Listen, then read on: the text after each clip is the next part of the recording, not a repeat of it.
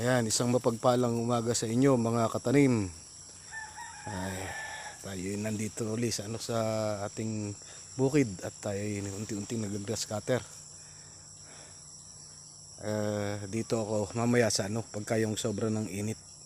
Ito yung na-initial lang ko na yung mga bagong bukal na damo.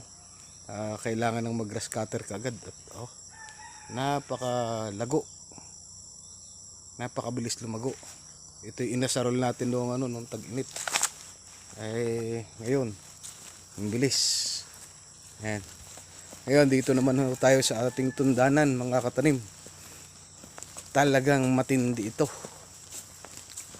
Ayan. Makikita ninyo. Dahil sa halos mahigit dalawang linggo akong natrangkaso na parang may halong baynat, ito ang naging resulta na kagad, hindi na agad ito. Ngayon dito tayo nag-grass cutter. Atin munang pinuno-punuan nung nakaraang mga nakaaraang araw. Ayan, ating lilinisan o aking lilinisan pala. At ito ayun, mga napier, sibol na naman uli. Ayan, pinuno-punuan ko lang muna ang ating mga tundan. Ayan, dahil sa palaging tuwing hapon ay maulan, hindi tayo nakakapag whole day dito.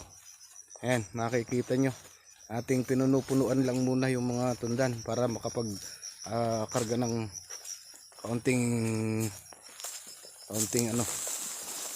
abono, yung dumi ng baka. Ayan, may mga bunga ho lahat ang mga ating tundan. Hindi naman lahat. Yung mga malalaki ay karamihan may mga bunga. Ayan pa, napakatindi nito. Ay malinis noon, napakabilis ng damo. Ayan siya. Tuloy na tayo ng ating trabaho. Nandoon si Beauty. Ayan, nandoon ang ating alagang baka.